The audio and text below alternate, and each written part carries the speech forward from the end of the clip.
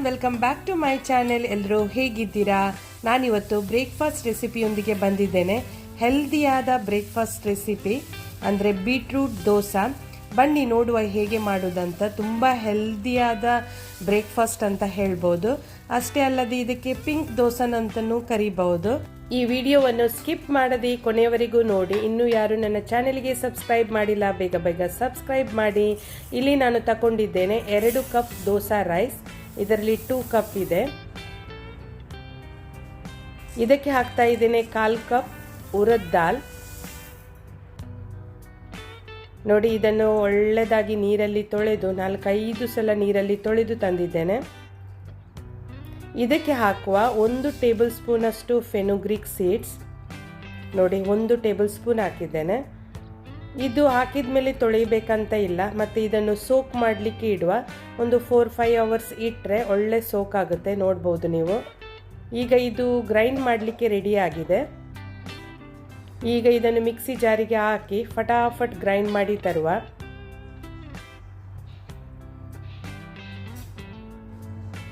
ನೋಡಿ, ಇಲ್ಲಿ ಗ್ರೈಂಡ್ ಮಾಡುವಾಗ ನಾನು ಹಾಕ್ತಾ ಇದ್ದೇನೆ ರುಚಿಗೆ ತಕ್ಕಷ್ಟು ಉಪ್ಪು, ಮತ್ತು ಇಲ್ಲಿ ಒಂದು ಟೇಬಲ್ ಸ್ಪೂನ್ ಅಷ್ಟು ಶುಗರನ್ನು ಹಾಕಿದ್ದೇನೆ. ನಿಮಗೆ ಬೇಕಾದರೆ ಇದನ್ನು ಸ್ಕಿಪ್ ಮಾಡ್ಬೋದು. ಹಾಕಿದರೆ ಸ್ವಲ್ಪ ಟೇಸ್ಟ್ ಒಳ್ಳೇದು ಬರುತ್ತೆ. ಅಷ್ಟೇ ಅಲ್ಲದೆ ಸ್ವಲ್ಪ ಈಸ್ಟ್ ಮತ್ತು ಅರ್ಧ ನಾನು ಬೀಟ್ರೂಟ್ ಹಾಕಿದ್ದೇನೆ. ಇವೆಲ್ಲವನ್ನು ಹಾಕಿ ಸ್ವಲ್ಪ ನೀರು ಹಾಕಿ ಒಳ್ಳೆಯಾಗಿ ಗ್ರೈಂಡ್ ಮಾಡಿ ತಂದರೆ ಆಯಿತು. ನೋಡಿ, ನಾನು ಒಳ್ಳೆ ರುಬ್ಬಿ ತಂದಿದ್ದೇನೆ ಇದನ್ನು. ಇದಕ್ಕೆ ಸ್ವಲ್ಪ ನೀರು ಹಾಕಿ ನೋಡಿ, ದೋಸೆಗೆ ಯಾವ ರೀತಿ ನಾವು ನಾರ್ಮಲ್ ದೋಸೆ ಮಾಡ್ತೇವಲ್ಲ, ಆಗ ಯಾವ ರೀತಿ ಹದ ಮಾಡ್ತೇವೆ ಅದೇ ರೀತಿ ಮಾಡಿದರೆ ಆಯಿತು. ನೋಡಿ, ನೀರು ಮತ್ತು ಇದು ಗ್ರೈಂಡ್ ಮಾಡಿದ ಬ್ಯಾಟರನ್ನು ಒಳ್ಳೆ ಮಾಡಿ ಮಿಕ್ಸ್ ಮಾಡಿ ಇಡಬೇಕು ಇದನ್ನು. ಅಂದರೆ ಸ್ವಲ್ಪ ಒಂದು 5-6 ಗಂಟೆ ಒಳ್ಳೆ ಉಬ್ಬಿ ಬರುತ್ತೆ. ಹಾಗೆ ಉಬ್ಬಿ ಇಡುವ ಮೊದಲು ಅದನ್ನು ಸರಿಯಾಗಿ ಮಿಕ್ಸ್ ಮಾಡಬೇಕು. ನೋಡಿ, ಈ ರೀತಿ ಹದ ಬರಬೇಕು.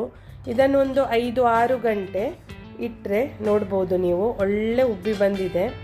ನೈಟ್ ನೀವು ಈ ರೀತಿ ರೆಡಿ ಮಾಡಿ ಇಟ್ಟರೆ ಬ್ಯಾಟರ್, ನೆಕ್ಸ್ಟ್ ಡೇಗೆ ನಿಮಗೆ ಬ್ರೇಕ್ಫಾಸ್ಟ್ಗೆ ದೋಸೆ ಮಾಡಲಿಕ್ಕೆ ಈಸಿ ಆಗುತ್ತೆ.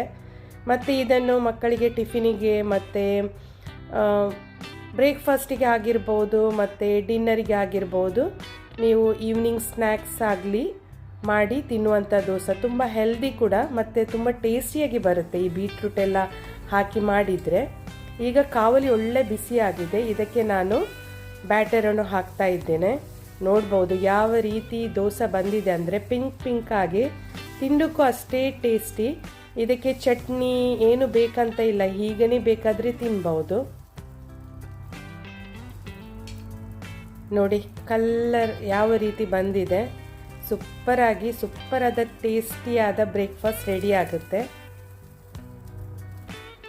ಮತ್ತು ಇದನ್ನು ನಿಮಗೆ 2 ದಿವಸ ಫ್ರಿಜ್ಜಲ್ಲಿ ಈ ಬ್ಯಾಟರನ್ನು ರೆಡಿ ಮಾಡಿ ಇಟ್ಟರೆ ನಿಮಗೆ ನೆಕ್ಸ್ಟ್ ಡೇ ಮಾರ್ನಿಂಗಿಗೆಲ್ಲ ಈಸಿಯಾಗಿ ಫಟಾಫಟಾಗಿ ದೋಸೆಯನ್ನು ಮಾಡ್ಬೋದು.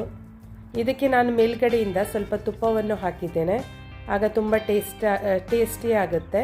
ಮತ್ತು ಬೇಕಾದರೆ ನಿಮಗೆ ಬಟರ್ ಕೂಡ ಹಾಕಿ ಮಾಡ್ಬೋದು. ನೋಡ್ಬೋದು, ನಾನು ಇನ್ನೊಂದು ದೋಸೆಯನ್ನು ಮಾಡ್ತಾ ಇದ್ದೇನೆ. ಇಲ್ಲಿ ತುಪ್ಪವನ್ನು ಹಾಕ್ತಾ ಇದ್ದೇನೆ. ನೋಡ್ಬೋದು, ತುಂಬ ಕ್ರಿಸ್ಪಿ ಮತ್ತು ಟೇಸ್ಟಿಯಾದ ದೋಸೆ ರೆಡಿ ಆಗುತ್ತೆ. ನನಗಂತೂ ತುಂಬ ಇಷ್ಟ ಆಯಿತು. ನೀವು ಕೂಡ ಮನೆಯಲ್ಲಿ ಟ್ರೈ ಮಾಡಿ. ನಾನು ಇದನ್ನು ಚಟ್ನಿ ಜೊತೆ ಸರ್ವ್ ಮಾಡ್ತಾ ಇದ್ದೇನೆ. ಇಲ್ಲಿ ನಾನು ಟೊಮೆಟೊ ಚಟ್ನಿ ಮಾಡಿದ್ದೇನೆ, ಅಂದರೆ ಸೇಮ್ ಕಲರಲ್ಲಿ ಬರಲಿ ಅಂತ. ಅದು ಕೂಡ ರೆಡ್ ಕಲರಲ್ಲಿ ಇದೆ ಮತ್ತು ಇದು ಕೂಡ ರೆಡ್ ಕಲರ್. ಒಳ್ಳೆ ಕಾಂಬಿನೇಷನ್ ಈ ಟೊಮೆಟೊ ಚಟ್ನಿ ಜೊತೆ. ನೋಡಿ ಯಾವ ರೀತಿ ನಿಮಗೆ ಸೌಂಡ್ ಬರ್ಬೋದು, ಯಾವ ರೀತಿ ಕ್ರಿಸ್ಪಿಯಾಗಿ ಸಾಫ್ಟಾಗಿ ಅಂದರೆ ಕ್ರಂಚಿಯಾಗಿ ದೋಸೆ ರೆಡಿ ಆಗುತ್ತೆ. ಮತ್ತು ಬ್ಯಾಟರ್ ಇದನ್ನು ಇಟ್ಟರೆ ಈ ಬ್ಯಾಟರನ್ನು ನಿಮಗೆ ಇಡ್ಲಿ ಕೂಡ ಮಾಡ್ಬೋದು. ಈ ಬ್ಯಾಟರಲ್ಲಿ ನೋಡಿ ಸಾಫ್ಟಾದ ಟೇಸ್ಟಿಯಾದ ಇಡ್ಲಿ ಕೂಡ ರೆಡಿ ಆಗುತ್ತೆ.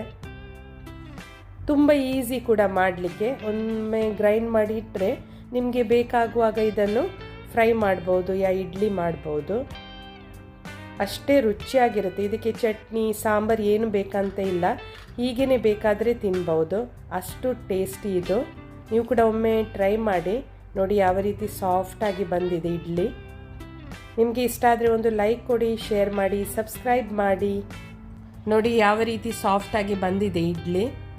ಮತ್ತು ಈ 2 ಕಪ್ ರೈಸಲ್ಲಿ ಕೆಲವು ಇಡ್ಲಿ ಮತ್ತು ದೋಸೆಯನ್ನು ಮಾಡ್ಬೋದು. ನಿಮಗೆ ಇಷ್ಟ ಆದರೆ ಒಂದು ಲೈಕ್ ಕೊಡಿ, ಶೇರ್ ಮಾಡಿ, ಸಬ್ಸ್ಕ್ರೈಬ್ ಮಾಡಿ. ಬಾಯ್ ಬಾಯ್, ಟೇಕ್ ಕೇರ್.